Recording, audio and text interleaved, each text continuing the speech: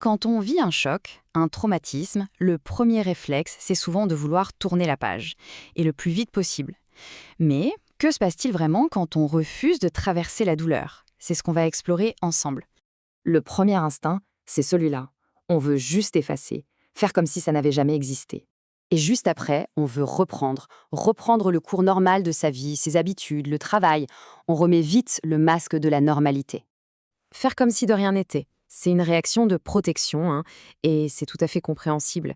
Quand la douleur est trop forte, l'esprit, il cherche à s'en couper. C'est normal.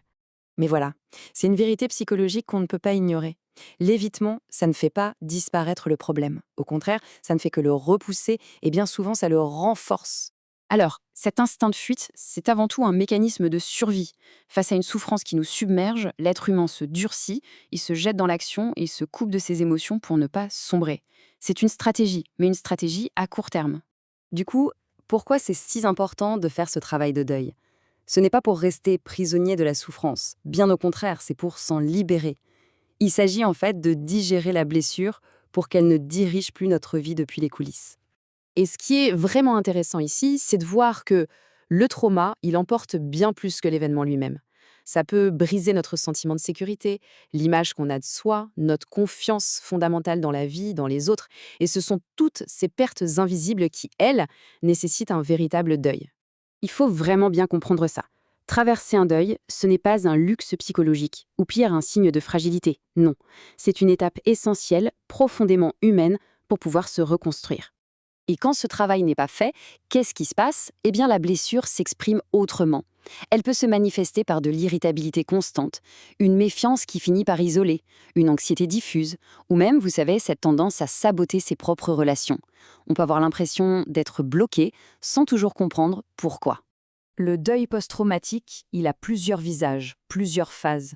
Mais attention, ce n'est pas une checklist à cocher ou un escalier à monter marche par marche. Non, c'est un chemin sinueux avec des allers-retours, des hauts et des bas. On commence souvent par le choc, la sidération. Puis, le déni peut s'installer quand on minimise ce qui s'est passé. La colère, elle, peut ensuite émerger. C'est une force qui reconnaît l'injustice. Elle est souvent suivie d'une tristesse profonde qui est nécessaire pour vraiment prendre conscience de la perte. Et enfin, petit à petit, une forme d'acceptation peut se dessiner. Et on peut naviguer entre ces phases, y revenir, et c'est tout à fait normal. Parlons maintenant d'une idée fausse qui est très répandue. Beaucoup de gens pensent que guérir, c'est simplement arrêter de parler du problème. On a souvent cette croyance.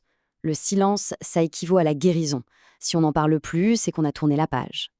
Mais la réalité psychologique, elle, est tout autre. La douleur qui n'est pas exprimée, elle se transforme. Elle devient une tension dans le corps, une difficulté à ressentir des émotions ou un besoin obsessionnel de tout contrôler. Donc, le point crucial, ce n'est pas le rythme, chacun a le sien. Le véritable risque, le vrai danger, c'est de penser qu'on peut faire l'économie de ce processus, qu'on peut sauter l'étape du deuil sans que ça ne laisse de traces. Alors comment on fait pour réapprendre à vivre? La dernière étape de ce cheminement, c'est souvent celle de l'acceptation. Mais qu'est-ce que ça veut dire, accepter au juste? D'abord, et c'est très important, clarifions ce que l'acceptation n'est pas. Il ne s'agit en aucun cas d'approuver, ou pire, d'aimer l'événement traumatique. Accepter, ça ne signifie pas non plus trouver des excuses à ce qui est inexcusable ou pardonner à la va-vite. C'est une confusion très fréquente qui en fait empêche beaucoup de gens d'avancer. La véritable acceptation, c'est un acte de lucidité. C'est arrêter de dépenser toute son énergie à lutter contre une réalité passée qu'on ne peut pas changer.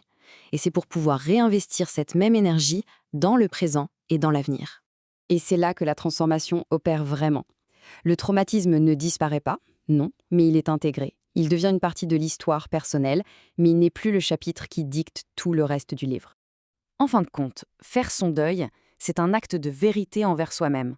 C'est regarder en face ce qui a été perdu, ce qui a été brisé, d'accueillir le chaos intérieur pour ensuite, seulement ensuite, pouvoir reconstruire.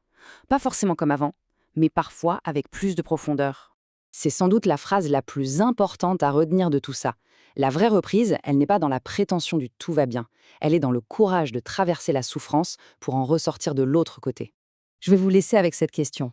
Et si la clé, finalement, ce n'était pas d'éviter, mais de traverser, c'est peut-être là que se trouve le véritable chemin pour recommencer à vivre pleinement.